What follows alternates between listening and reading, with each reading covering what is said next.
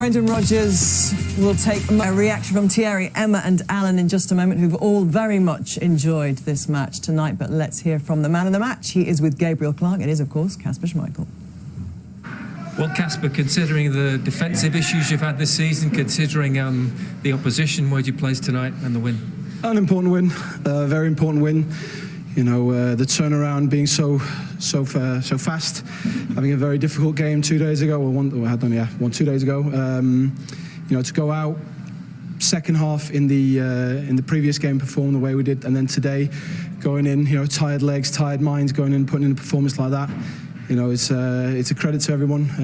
It's a credit to our mentality. You know, we haven't had it our way this season, I think, and. The thing we always character ourselves about ourselves is that we don't give up. We keep going, and today that was that. What was key to your penalty save? Because it seemed to give the whole stadium a lift once it had happened, almost some real belief. But what was key from your point of view? Saving it.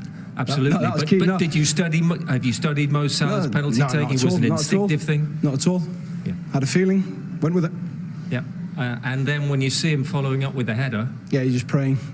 We know we haven't had that kind of luck. You know, I think the last penalty I saved here at the King Power, they scored the rebound, so we needed that little bit of luck, which we got today a couple of times. But when you're up against an opposition that good, you know, you need that bit of luck. We didn't have it against City. We had it a bit today.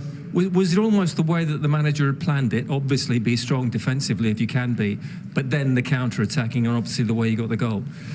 Well, I mean, it's obviously an element of our play, something we know we can do. We want to try and have the ball, but in periods against teams like Man City and Liverpool, there are going to be long periods where you don't have the ball, so you have to have that threat on the counter.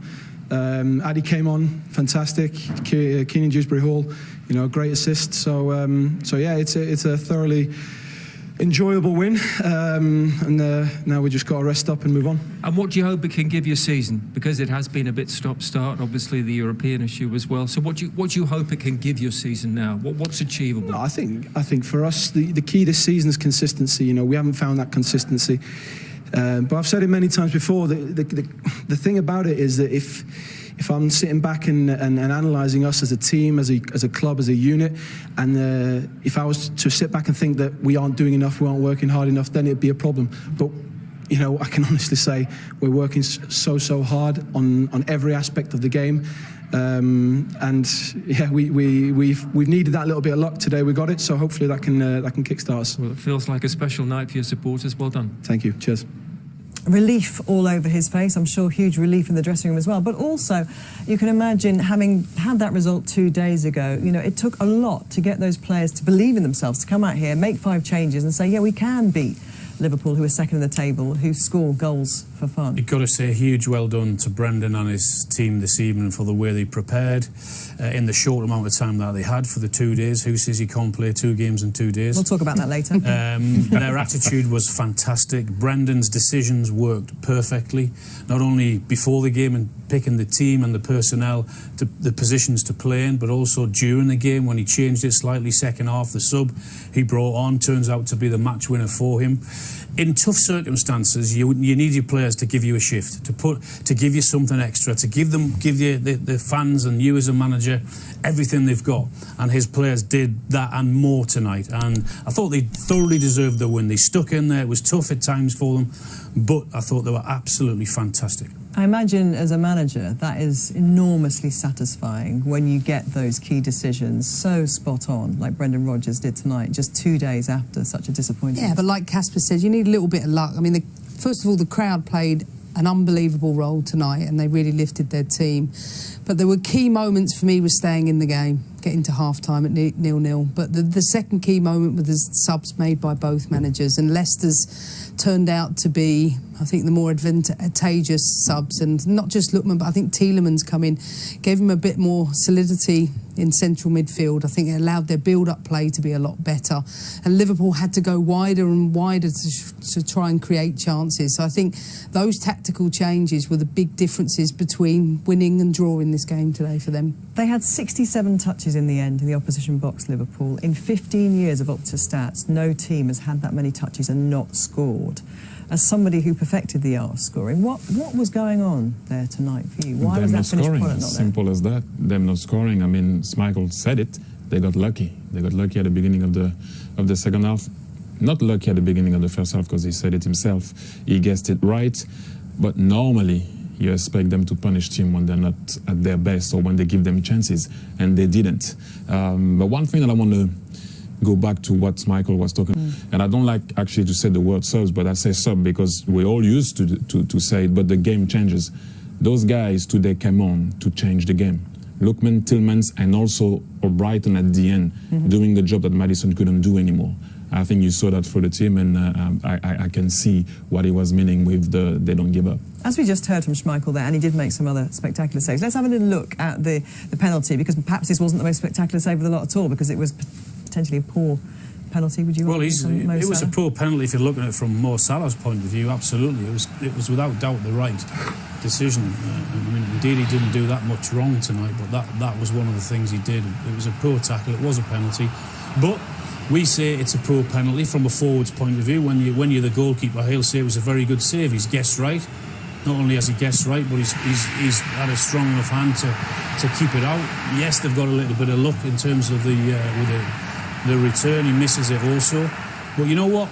You make it look in this game sometimes. If you feel sorry for yourselves, you often don't get it. But if you stick together as a team, you get it. And Emma, you said it really, the atmosphere changed, didn't it, here? Because the crowd was a little bit nervous almost coming into this after what had happened to them on Boxing Day. And that seemed to really raise the roof, raise spirits and raise expectations. Well, prior to the penalty, I mean, it was a poor set-up from the throw-in because of the indecision with the two centre-backs. Instead of going one in front, one behind, Henderson was free just inside of the box. It was a lovely layoff to Salah. But the two centre-backs grew throughout this game. And, I mean, you talk about players filling in, playing different roles. What a wonderful performance from both of them tonight. And I think Sumari in front, they got stronger as the game went on. And then down this left-hand side, two young players who I thought was superb. Dewsbury Hall was masterful in his performance, his link play, his defensive work. Look how quiet Salah was in the game today. I mean, really, we've got to give a lot of credit to Leicester. Dewsbury Hall got his Premier League debut at the beginning of December, and he's started 3 games since because of the problems they've got in defence in terms of injuries and COVID. They've got an impressive list of missing defenders, an entire back 5. Wteiéry missing from Leicester. But they are, as Emma just said, when you see how Ndidi and Amarte played as centre backs, and I know sometimes they played it a bit in a weird way. They played centre back as they were playing midfielders, wanting to dive in and get the ball instead of trying to read the game. But they did a job. They did a job, and yes, people will tell me, yes, if they scored the penalty, yes, if, yes, what. But when the team is trying to achieve something, especially after the Man City game, the luck turn your way. Okay, well, speaking of luck, let's have a look at Lookman's goal. 2 minutes, 58 seconds he was on the pitch. And timing's everything in terms of when you choose to make these game changes, Alan. And yeah, who blinks first? And it was a brave decision for him to do it, but it worked perfectly for him. I mean, this is such a clever goal, well worked. Lookman's positive there.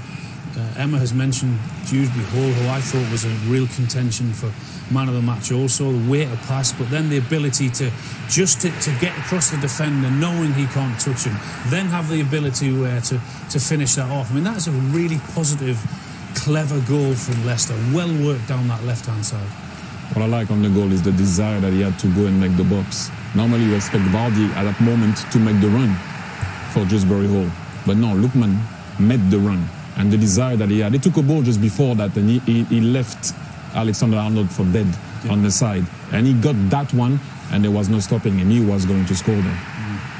And Emma, I can tell you we have got some lovely clips of Kiernan Dewsbury Hall for you to wax lyrical over in just a moment time, because you were particularly impressed with his performance. But we are going to have a chance now to speak to Brendan Rodgers, who is, I believe, there he is. Congratulations, Brendan.